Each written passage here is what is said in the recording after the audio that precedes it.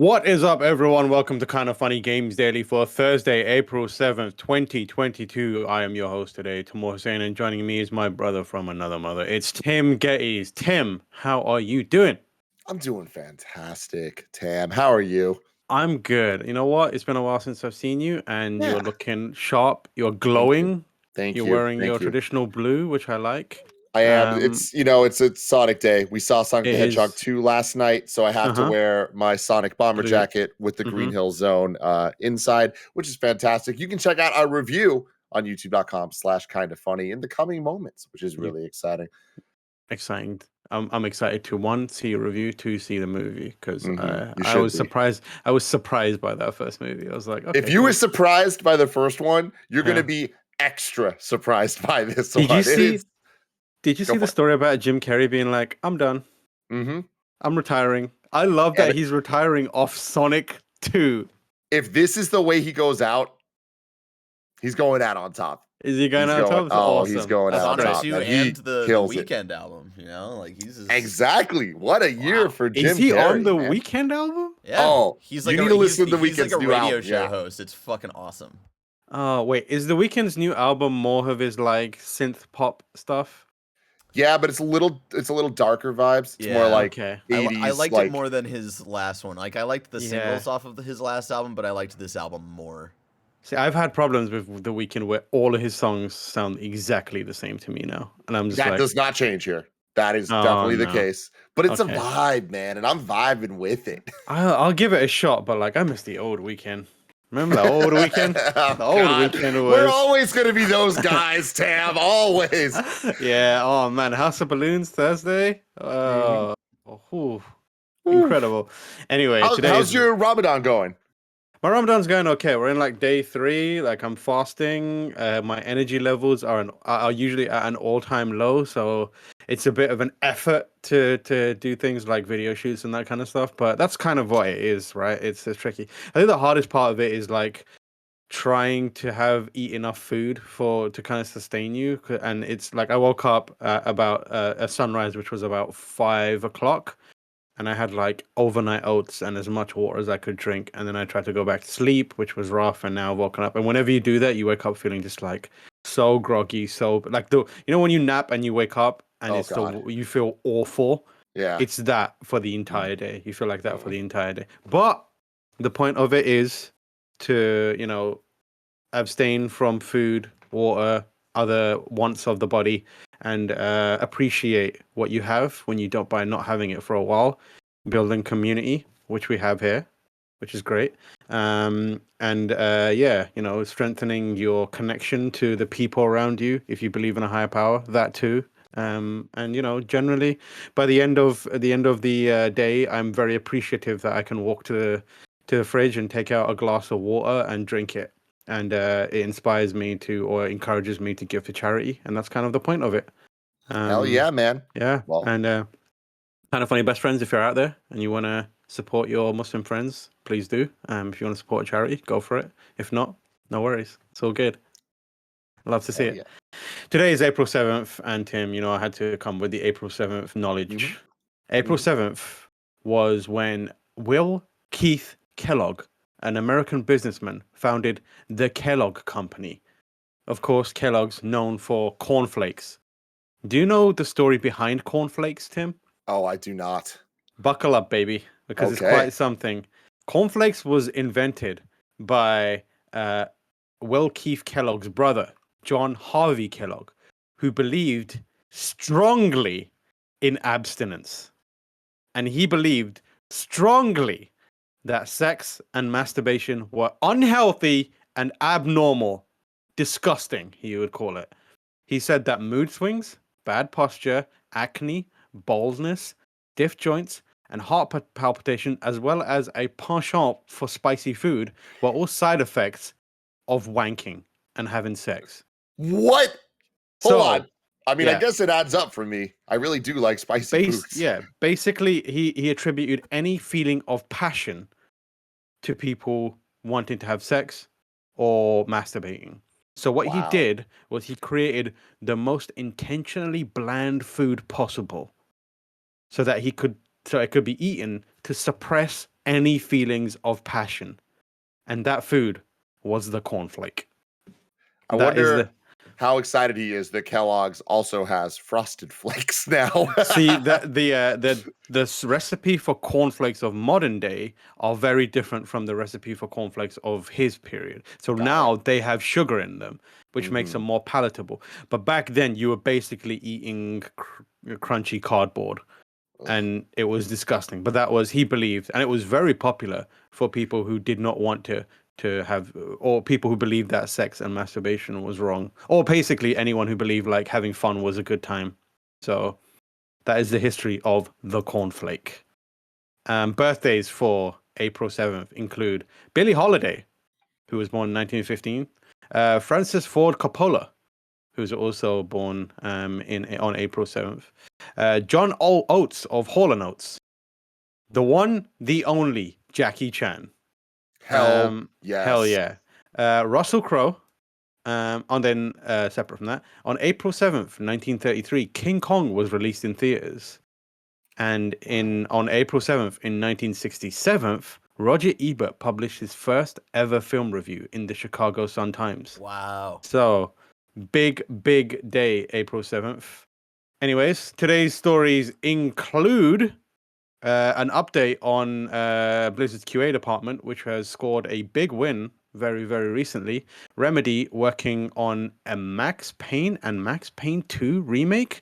Some changes at Riot's workplace, a Deus Ex movie behind the scenes look, and much, much more, because this is, of course, Kind of Funny Games Daily, where each and every weekend at 10 a.m. live right here on twitch.tv/kindoffunnygames, we run you through the nerdy news you need to know about.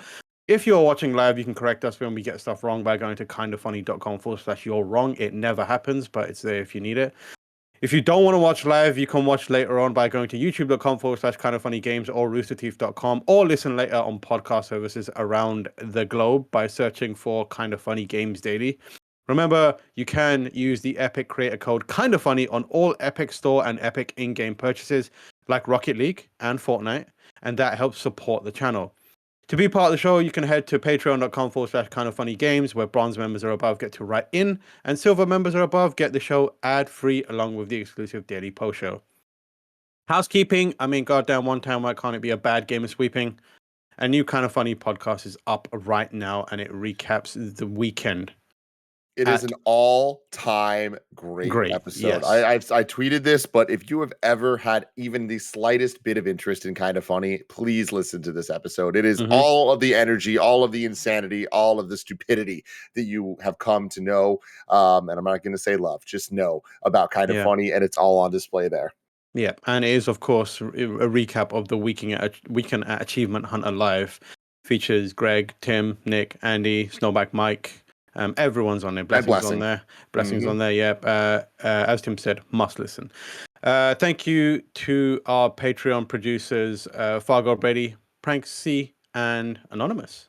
And today we are brought to you by Chime, DoorDash, and Babbel, but we'll tell you more about that later. For now, let's begin with what is and will forever be the Roper Report. It's time for some mother-loving news.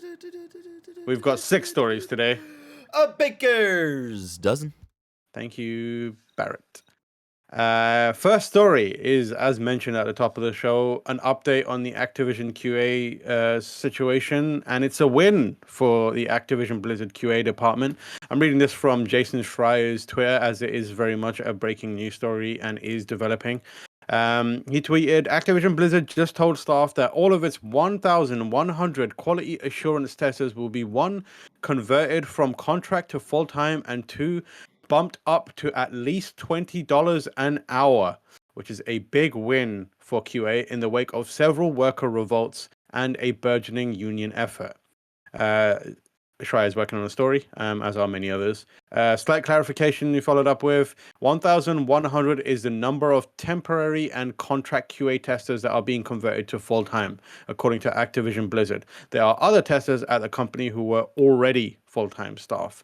So, major win for Activision Blizzard QA team, who has been fighting tooth and nail to get some sort of better treatment from in terms of their working conditions. And if anything, this is a case that shows that it's worth fighting for. Yep. And if That's you do the work and if you come together, you can make a change. And that's the I think the biggest thing here is, as we do this show every weekday, we deal with good news, bad news, game delays, game announcements, and then so much of this horrible, horrible stuff, whether it's the workplace situations being bad or even like way, way worse than that. And as we talk about all these things and as they just become more and more common, these stories, like I think, and I keep wanting to say this, like it's so important to note that sometimes we see the growth from it, and having those conversations, the amount of conversations that have been forced in the last couple of years are forcing the situation to change and forcing people to take notice that are in positions of power that Mm-hmm. weren't noticing the right things and weren't investing in the right things. So is it changing overnight? No, but these are the little kind of chip damage that we're working towards. So we got to Absolutely. celebrate these wins, but we can't give up there. We've got to keep pushing with all this stuff. But this is absolutely a win for them. And like that is something that I'm happy. I want Activision to have wins if the wins look like this. You know what I Yes, mean? Like absolutely. this is absolutely a good thing. And this is also a good example or a kind of north star for other developers who may not be who may also be in a situation where they need to make changes and fight for similar kind of changes in their workplace environment and how they're treated. Because if it can happen at Activision Blizzard, one of the biggest companies in the world that has no doubt put a lot of effort into union busting and making sure that or trying to quell these kind of let's call it a uprising, but like if they can pull it off, you can do it where you are probably too. Just do your best and keep going, and hopefully you will be able to make a change. So good job to the folks that have been fighting for a better working conditions over at that company. Next story. I think this came out post KindaFunny Games Daily yesterday. Remedy is remaking Max Payne 1 and 2 for PC, PS5, and Xbox Series X and S. This comes from Steve Watts at the #1 video game website on the internet, GameSpot.com. The story reads, a remake of Max Payne and Max Payne 2, The Fall of Max Payne, is coming from Remedy Entertainment. The studio behind the original Max Payne games has reached an agreement with Rockstar, who owns the IP, to remake both games for PC, PS5, and Xbox Series X and S. The remakes will come as a single release using the Northlight game engine, which was used for Quantum Break and Control. You shouldn't expect it to come anytime soon, though, as the announcement notes that it's only in the concept development stages. We were thrilled when our longtime friends at Remedy approached us about remaking the original Max Payne games, said Rockstar founder Sam Houser in the announcement. We are massive fans of the work the Remedy team has created over the years, and we can't wait to play these new versions. Max Payne has always held a special place in the hearts of everyone at Remedy, and we know that millions of fans worldwide feel the same too, said Remedy CEO Tira Virtala. We're hugely excited to be working with our partners at Rockstar Games once again for the chance to bring the story, action, and atmosphere of the original Max Payne games back to players in new ways. So Max Payne was notable for its neo-noir setting and bullet time gameplay, which became a mainstay in several other games in the same era. The two games were followed by Max Payne 3, which was developed internally at Rockstar. The game's development budget will be financed by Rockstar Games, the size of which will be in line with a typical Remedy AAA production. Under the agreement, Remedy has a royalty opportunity after Rockstar Games has recouped its development, marketing, and other costs for distributing and publishing the game. So, great time for Max Payne fans. Tim, how you feeling about Max Payne coming back with Remedy at the helm? Rad, man. I think this is perfect. I think those games really can benefit from a remake. I think there's a lot in them that is so iconic to video games. And I don't think this is just a nostalgia thing. Like I think that there at its core, there's something special to Max Payne. And I think that applying a modern Remedy take on it, especially combining both games into one package, like we've seen in the last couple of years how powerful video game remakes can be. Resident Evil 2 comes to mind, of how these iconic video games can be remade to be modern and still kind of take retain all the charm and what made the first one special, but making arguably a definitive version of them for gamers to play in modern times. And everything about this sounds great. The thing that's, I think, least exciting is how far out it is. And I think this is something we're going to see a lot more of, and we've already been seeing a lot more of, just really boring video game announcements. Like now that E3 is gone, now that everyone's just kind of doing their own cycles and leaks are more abundant than ever, and gaming is more of an always on situation with the internet. I think it's a little sad that a lot of people are getting what they want and just announce the games. Don't make it such a big secret. I love the secret. I love the hype. I love the fun of it all. But you know what? At the end of the day, we're going to get great video games out of it, hopefully. Yeah, for sure. The thing I'm interested about is what level of remake are we getting it? Like, are they going to rewrite parts of it? I imagine, because I love the idea of Sam Lake going back to some of his old work and being like, I'm gonna clean this up for modern day and add more to it. And the thing about Max Payne is, like, unless you played it, if you look at it from the outside, it just looks like a very kind of not generic, but like run-of-the-mill shooter action game, until you actually get behind the controls and you see how the atmosphere affects the kind of action and the narration, how that impacts it. And I am sure that they're gonna absolutely knock it out of the park when it comes to atmosphere after Control. Like, that game is one of the coolest games in a really long time. But the thing I'm most excited about is Sam Lake getting in his bag, sitting down again, and starting to write some new lines that makes Max Payne sound big, sad, and also very, very like, neo-noir cop. But I do wonder whether they're just going to be like, oh, we're going to just take what it is and remake it in Northlight, but keep the writing and that kind of stuff the same. Or if they're going to really delve in and kind of rewrite bits and rework bits. What do you want out of it?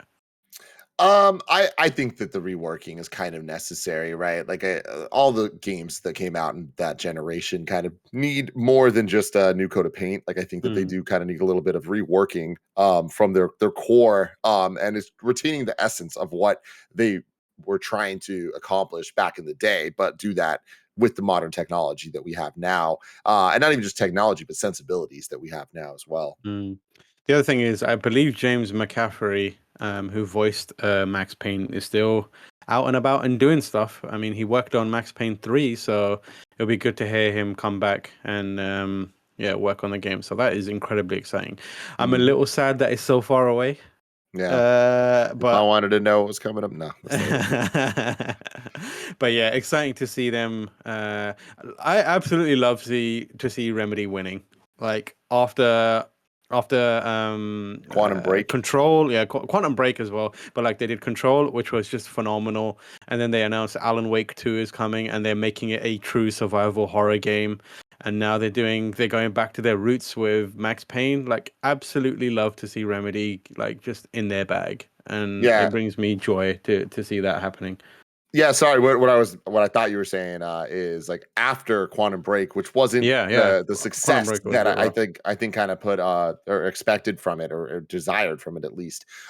They really have kind of turned things around and are really, crafting a narrative for their place in the industry. And I'm very hopeful. I really love seeing so many different developers out there kind of mature a bit in their ability to create games and understand like the type of games that they can make. And I think the Control is an excellent example of the direction that they've been going and taking their projects. So they're announcing a lot of stuff. I think there is that fear of, like, can they handle all of this? Like, but I'm hopeful. Yeah, I trust them. Next story comes from Patrick Klepek over at Waypoint. This is a bit of a beefy one, but we'll try and get through it.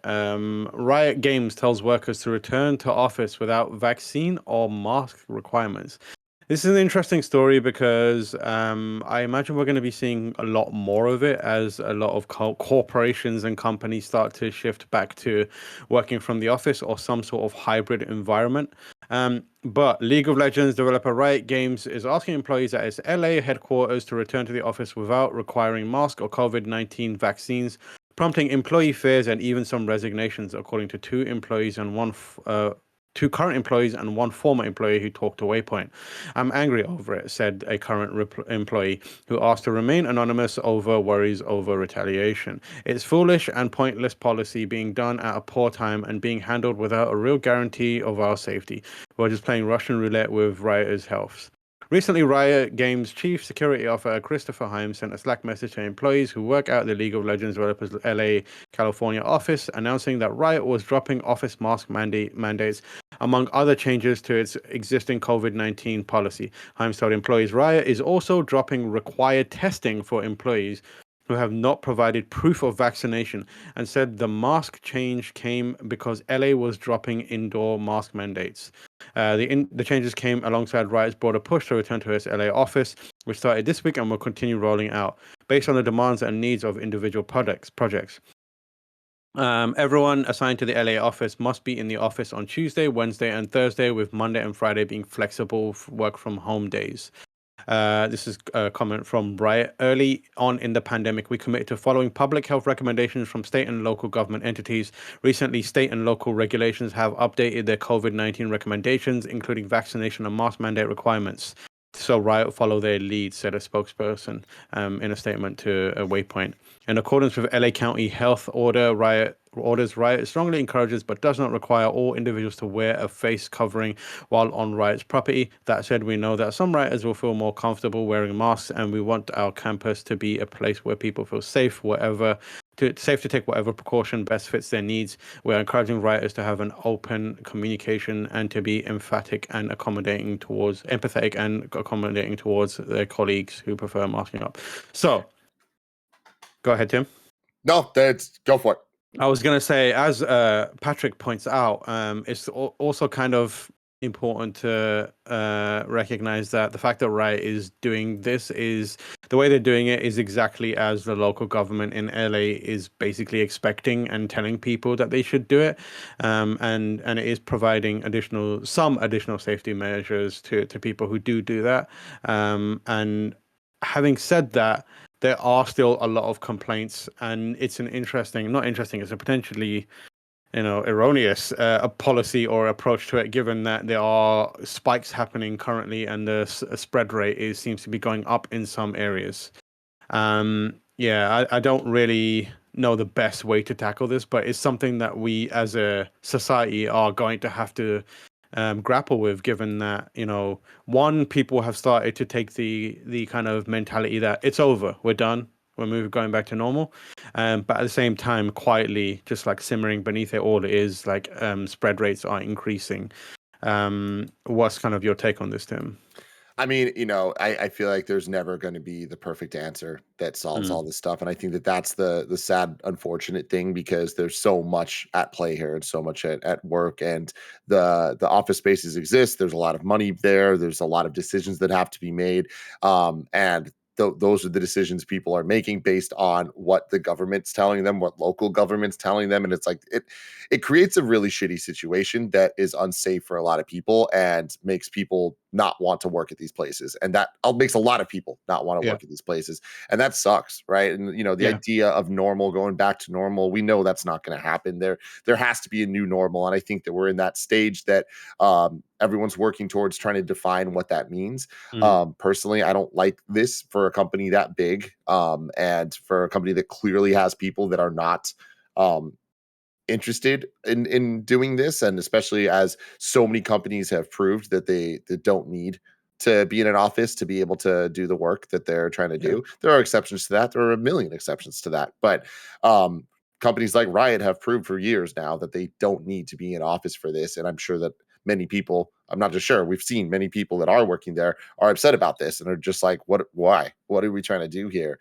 So I think that this is going to be an evolving story. I don't think this is going to be the end of it, but Riot's not alone here. Riot aren't evil for this either. It's just kind of the way things are, and they're the ones being pushed by a lot of other evil people. It's that things do get complicated there, and at the end of the day, everyone has their beliefs on masks and the vaccine and all that stuff. And I wish we all agreed, but we don't all agree. And that's what makes this super complicated. And the unfortunate reality is there's no answer that solves it, because people disagree. Yeah, I think the tricky part of it is the part where they're like, you don't need any evidence or like proof of vaccination, which is kind of rough. Like it just kind of creates, you're just opening yourself up to some really, really dangerous kind of situations there. I mean, like at the very least, I think if you are going to like taking, for example, my personal situation, we go into the office twice a week, but everyone who is in the office has shown proof of vaccination and been logged as someone who has been vaccinated. And if you aren't vaccinated, you don't come into the office. While you're in the office, its masks are kind of encouraged in areas where people gather or pass each other in like significant amounts, which is not a lot because there's not a lot of people there. But elsewhere, you can, if you're comfortable, you can unmask, and I feel like that's been a good way to approach it. But fundamentally, that trust comes because the trust to not mask up and feel a little more comfortable comes because we know that everyone in that office has shown proof that they are vaccinated, and some people have shown proof that they are boosted as well. So I feel like that should be something that people keep in mind when it comes to these situations. There are things that are happening in Riot situation where they have like RFID chips that their people carry so that if they ever accident or pass someone who turns out has eventually contracted COVID or before has, it will be like, hey, you'll get a notification being like, just so you know, this person you passed, you at some point today you passed someone who had COVID. And there are other measures in place, and yeah, the optional masking rule applies kind of like regardless of against the vaccination status, which is kind of a tricky thing. But it's a sensitive situation, as you said, and it's going to be interesting to see how different video game companies approach it. I think the mandate part is going to be forcing people to come into the office is going to be very tricky, considering they've just proved over the course of 2 years that they can do most things in an office without being in an office. And I know that's something that most people, definitely our company, is something that's being discussed. Where it's like, do we need to be in the office because we've just shown that we can work without being there? But we'll see how that goes. It's going to be an ongoing conversation for the foreseeable future, I imagine. Yep. Next story comes from the number 2, 3, 4, 5, 6, and 7 video game website. Number 1, of course, still us as well. GameSpot.com. Eric Fredrickson, who writes, canned Deus Ex movie script changed a major aspect of the game. So the news story here is, if you didn't know, there was a Deus Ex movie coming at one point, and the script of it has now been. Did you know there was one? Remember when there was the Crazy Taxi movie coming out? Because I do. Oh wow, yeah, that was wild. That should happen now. That would be good now, yeah. I always said like there should be a Crazy Taxi new game in the era of Uber and Lyft. Oh, like, how do you not do a Crazy Taxi like with some sort of hook tie into those two companies? That would be incredible. There was a Crazy Taxi like that came out a couple years ago that Bless and I talked about on a Gamescast at one point. It wasn't that great, but someone figure it out. Sega, if you're out there, you want to make it. You want a Crazy Taxi that is fun and arcadey, but also you want a very interesting story about working in the gig economy and the highs and lows of that. Let us know. I can knock that up for you very easily. Hell yeah. Back in 2012, director Scott Derrickson was hot off the success of Sinister, but hadn't yet picked up Doctor Strange responsibilities from Marvel Studios. At that time, he was working on an adaptation of Deus Ex Human Revolution with his Sinister collaborator C. Robert Cargill. The movie was ultimately scrapped, but Scott Kinney, development executive for Prime Universe Productions, supplied a 2014 draft of the script to USA Today. Along with a few interesting reveals about the process of making the movie. Perhaps the most notable about the script was one particular change to the game's story. In the game, protagonist Adam Jensen wakes up after an explosion with a bunch of experimental cybernetic augmentations in his body. Of course, they give Jensen all kinds of new abilities, but in the world of Deus Ex, enhanced people are treated differently from pure people. When asked how he's handling the augmentation, Jensen replies, "I never asked for this." Of course, iconic. Much of the script follows the game, but when Jensen wakes up in the hospital after the explosion, he literally asks his boss, David Sarif, to augment him for the purpose of getting revenge. So it is a revenge movie. Later in the movie, though, Jensen is facing off against one of the movie's primary antagonists, Barrett. Hey. Wow. Hey, it's the boss, baby. CEO Junior. And just as he slices off Barrett's arm, sorry about that, Barrett. He says, "I never asked for this." The scene is really cheesy, even compared to the rest of the script, and both of these examples miss what seems like a really important part of Adam Jensen's story, that he was augmented against his will. From Super Mario Bros. To Assassin's Creed, this is one of the biggest concerns gamers have going into films based on their favorite franchises. Is it an actual adaptation or just a license name that loses the heart of the original story? So it was never planned to be a R-rated movie, despite some really intense action scenes in the script. Most studios at the time, this was before Deadpool was such a huge hit with an R rating, were not interested in making big budget films intended for adult audiences only. I think it could and should have been an R-rated film if made today, and that would be a hindrance. So why didn't this get this movie made? Well, Doctor Strange is at least partly to blame for that. We made some really good progress on the Deus Ex script, and it's an incredible property. Derrickson told Empire Online, "Those folks over at CBS Film hired myself and C. Robert Cargill. I love them. They're great people. It was really positive process going on, and it was a little heartbreaking. Getting on Doctor Strange, this was the biggest downside of it. The fact that I needed to stop off Deus Ex, and I couldn't expect them to wait 2 years for me." So according to Kenny, the studio scrapped the script because Deus Ex wasn't the kind of film they wanted to make or felt comfortable making at the time, and that they plan to shift away from making action films like Dwayne Johnson's Faster, which they had previously financed, to films more like The Duff. The Duff. That's what they wanted to do. Yeah, I think you pretty much hit the nail on the head when you were like, remember when there was a Crazy Taxi movie? It seems like there was a period where if your game was even remotely successful, someone in Hollywood option it to be like, I'll make a movie on this. The fact that it got to where it did sounds a little more like promising for the project, and it might contribute to why Derrickson's a bit sad about it. But it does not sound like a good movie. No, not at all. The thing that would interest me is like, what would it have been like given the reaction to the second game, which was embroiled in many controversies, but ranging from the pre-order controversy to the Lives Matter controversy. Remember that? Oh yeah. And then the game itself was like, meh. So I think this would have been a bit of a wet fart of a release in terms of the movie.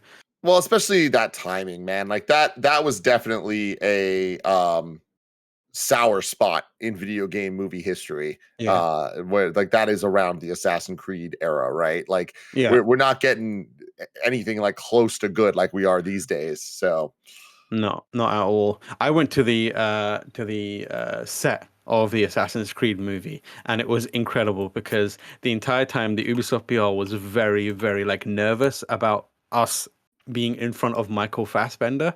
Was he cool? And like, did he smell cool? Did he smell cool? He smelled like an assassin, sweaty. That's cool. It was hot. It was really hot. But like when we were going to meet him, the PR was like, "Do not ask for pictures because Hollywood actor. He's in." We went into his trailer. It was me and like one other person. Yeah, and he was just like chilling in there. And they were like, "You can't have pictures because he's dressed in the assassin outfit, and that has not been revealed yet. So we couldn't take any pictures." So I was like, "Okay, cool, no worries. I'll just chat to him about playing the character." So we walk in there, we sit down, and he comes in, and he's like, "Hey, how's it going, everyone?" And he's like super chill. He like daps everyone up, and like we're talking, and like we talk about the movie a bit, and he's like, very, very nice. And then we're like, "Okay, cool," wrapping up on our way out. And he's like, "Hey, we should all get pictures together."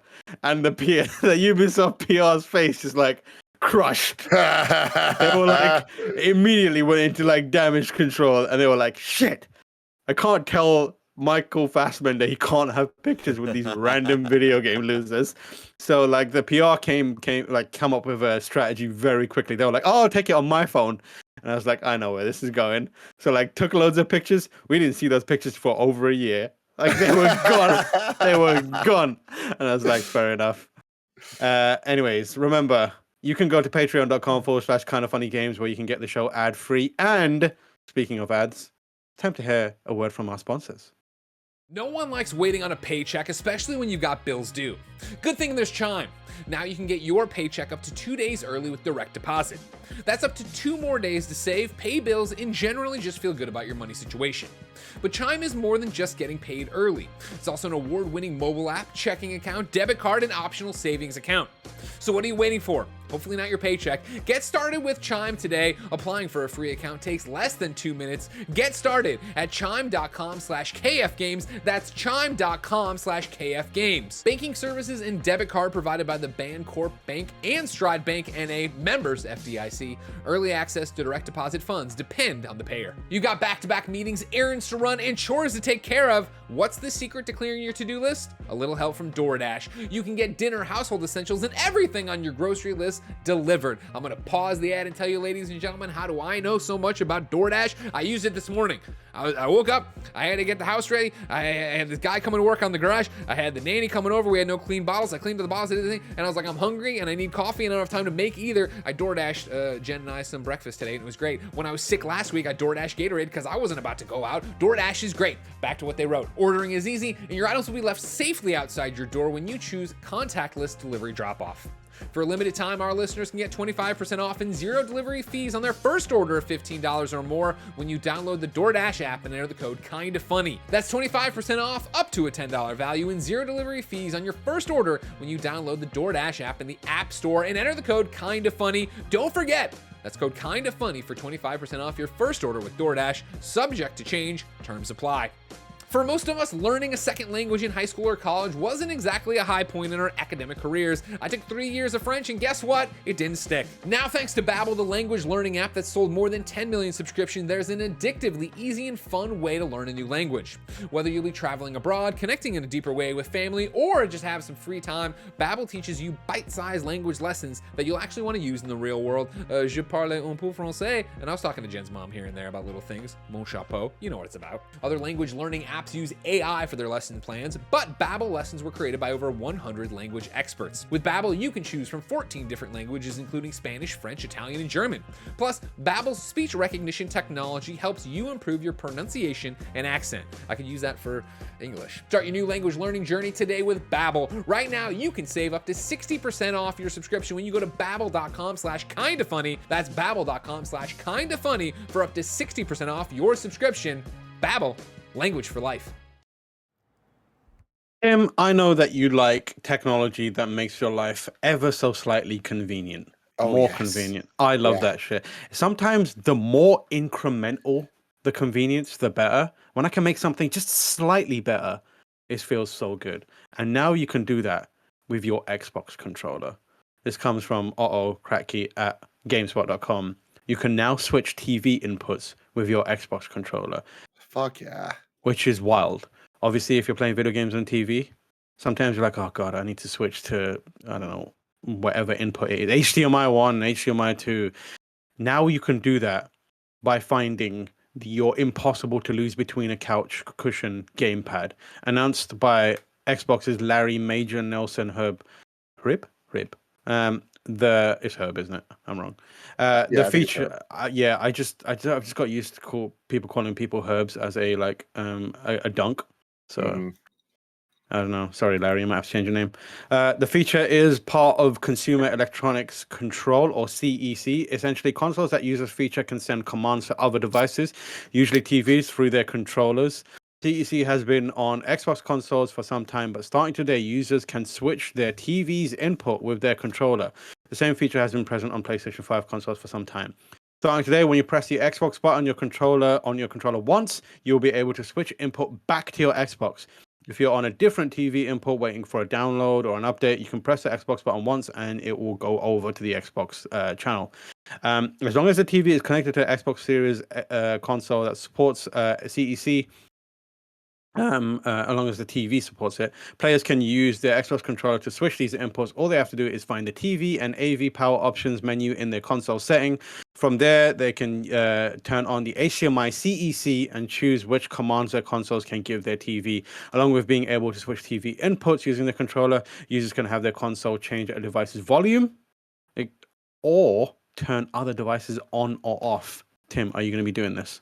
Utterly fantastic news. I personally will not be doing that because I have a setup that doesn't require this, but this is Mhm. the type of thing, any technology that has CEC ability should be able to do this. Like, it Yeah. is such a bummer when it's like, things should just, we're in 2022. Things should just work the way that they should work. You know what I mean? It's like, okay, Yeah. cool.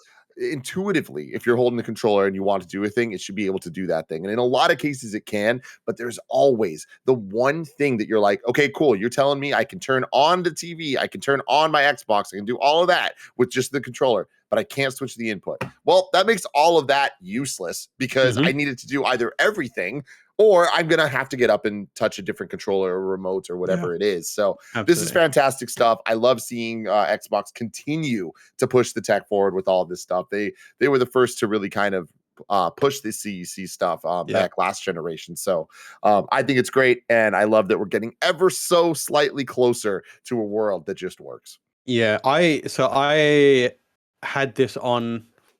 Well, I did not know this existed for a really long time, but it was on. It had it. I have it on my TV, and so when I plugged in my Xbox, it was so annoying because I do this thing where I would turn on my PS5 and then I'd turn on my TV and the TV would tell the Xbox that the TV is on and the Xbox would turn on and I'd be like, what's going on? Why is this happening to me?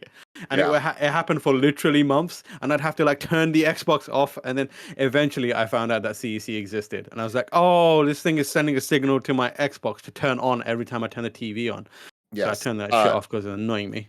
No, dude. And if you don't know, it's annoying. Like, you need to understand exactly what's happening. And even if you do understand, it can get Mhm. really problematic for however your setup is. Advice to everyone out there that has ever dealt with that or trying to figure it out.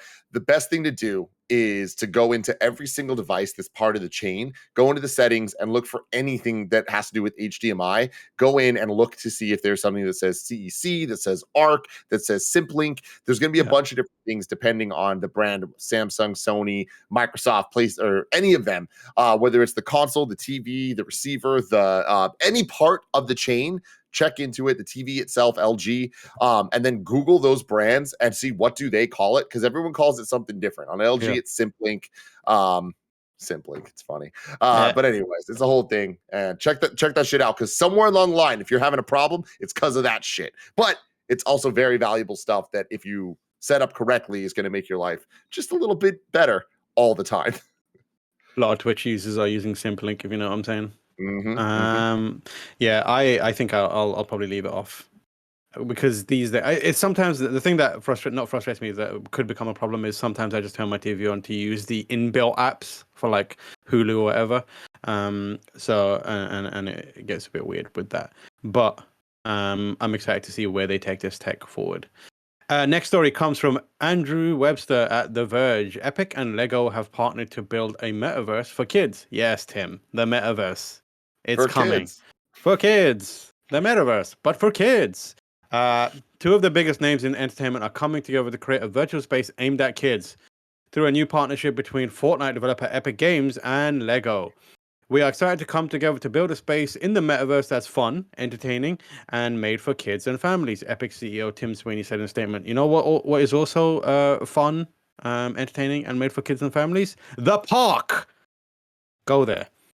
Details are scarce, and the concept of a metaverse remains a murky one. But the companies say that whatever it is they end up building will be designed as a family-friendly virtual space from the beginning. The Lego Group and Epic Games will combine their extensive experience to ensure that the next iteration of the internet is designed from the outset with the well-being of kids in mind," the companies explained in a press release. The pairing makes a certain amount of sense. Epic has extensive experience in creating virtual worlds, primarily through the enduringly popular Fortnite, while Lego has an increasingly large focus on video games, most recently with the launch of Lego Star Wars: The Skywalker Saga this week. Meanwhile, two of the most popular online video games, Minecraft and Roblox, offer a similar style of sandbox building as Lego bricks. Epic has also spoken about creating a more child-friendly metaverse in the past. The new partnership joins a host of other attempts from companies at building their own interpretation of the metaverse, which to date includes everyone from Pokemon Go maker Niantic to rebranded Facebook and major NFT brands. There's no information about what this new Fortnite meets Lego world could look like, when it will be available, or on what platforms it's expected to launch. But the companies did announce a trio of principles they say will guide its creation. Protect children's right to play by making safety and well-being a priority. Safeguard children's privacy by putting their best interests first. Empower children and adults with tools that give them control over their digital experience. Tim, how do you feel about a metaverse for kids? So I want to start off by saying I watched a really fascinating video essay about a week ago about the history of children's programming on TV. And I learned so much, and it explains so much about how I grew up watching cartoons and Saturday morning cartoons or Nickelodeon and things like that. And the weird stuff that would happen where I'd be like, why is there a baseball game playing right now? And like I learned a lot about syndication and the different like local channels that had the syndication rights to a lot of the Saturday morning cartoons. But if the Giants were playing that day, guess what? I'm not getting my cartoons. But what I learned that was really fascinating was this balance where if you played a certain amount of children's programming back to back, you were required to have at least a certain amount to balance out that is educational programming. And that's why things like Nick at Night, or not Nick at Night, Nick News would happen every Sunday. And as a kid, you're like, what the fuck is this? Why are we doing this shit? You know? But it makes sense. And it's because adults and people that were in power were like, yo, we need to make sure that we're actually adding value to these kids programs. And we're not just like riding the kids' brains, but we're also enticing them to actually want to watch the stuff and engage with it and all of that. I kind of feel like this is that stage right now. This is them kind of looking at this and being like, look, the metaverse, whatever it is an inevitable future. On top of that, it's already going on present, right? With things like Minecraft and Club Penguin and other things that we've seen there. It's like, there's no getting kids out of this. It's going to happen. So I am hopeful that Lego and Epic partnering, they're starting from the level of like, we got to figure out some levels of protection, some levels of security, that this isn't going to just completely take advantage of kids. Now, is that going to be the case? No, there's going to be a lot of really, really, really bad shit. So that's kind of the cons of all of this. But again, it's inevitable. And I do think that Epic has done a lot, and Lego especially too, to really try to prove that they want to do this right. And I don't think they're going to make all the right choices, but I do believe that they are attempting to come at this from the right way. And at the end of the day, yeah, they're trying to make a lot of money, and they're going to make a lot of money from this. But I would rather groups in control that are trying to make a lot of money while also maintaining that they need to kind of like protect children's rights and safety. That's the utmost. Yeah, I'm not 100% sure the metaverse is inevitable yet. And the reason I say that is because there's too many people trying to be stakeholders in it, and it feels too scattered and it feels too disjointed. It doesn't feel unified as an approach. Everyone has their own metaverse now, and it feels more like it feels like more like companies are creating the modern version of GeoCities than the modern version of the internet. And I feel like it's going to be a long time before we get to a situation where we have something a little more unified that feels usable to everyone. I think that it's definitely interesting as a prospect. I'm not 100% sure I'm keen on it just yet, mainly because some of the safety measures on the current internet are not good enough. Like people, there's regulatory bodies that exist that don't understand modern internet and aren't able to draft laws or, practices or any sort of like systems to kind of look after people on the internet as it currently exists. The fact that they were creating this more immersive version of that people are trying to create more immersive versions of the internet, it's just, I feel like maybe I'm being overly skeptical, but I think it's going to be a hot mess for a long, long time, and it's going to be real cheap and real crap for a long, long time.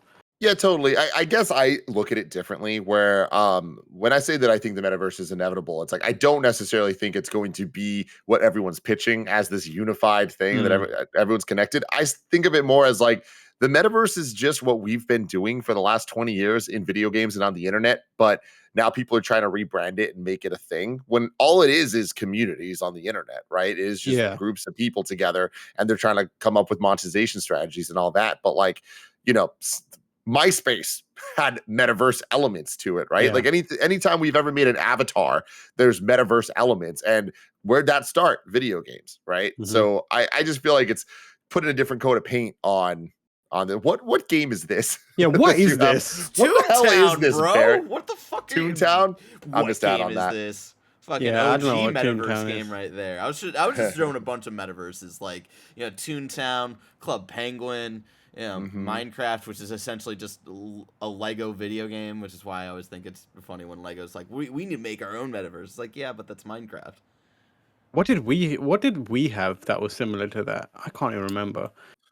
Well, I mean, the thing is, you got to go back to this, Tam. What we had was AOL chat rooms. That's what it was. Oh, right? yeah. That was our metaverse. Like it was the beginnings of the internet, and that was people connecting for the first time. Now it's like every single person in the world has some form of social media out there.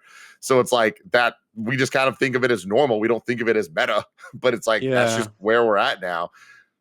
Chat rooms and WoW and that kind of stuff, man. Mapleverse. Yeah, man, that makes me feel old. My memories of that are so far away.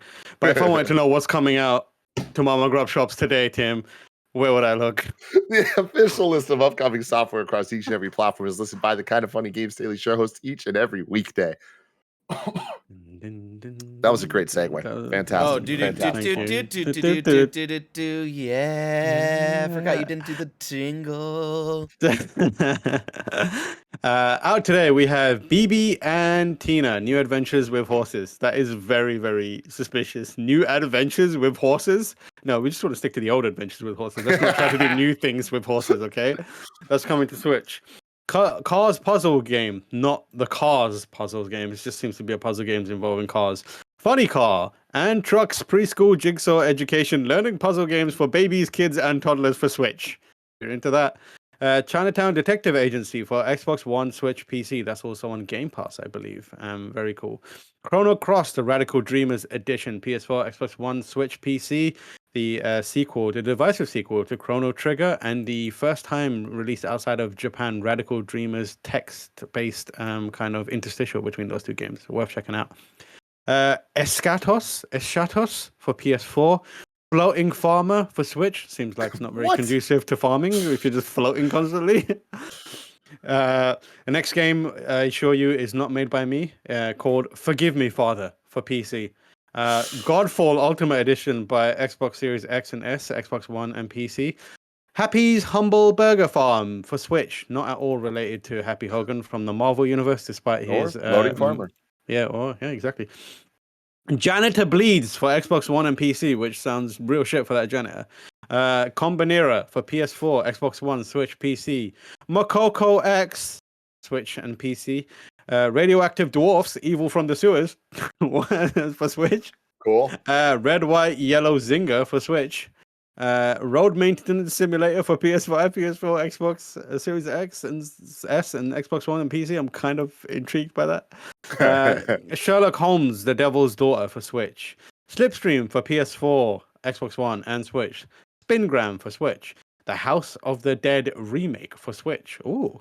The Last Friends for Switch, Traditional Braves for Switch, Whiskey and Zombies, bad combo for Xbox One.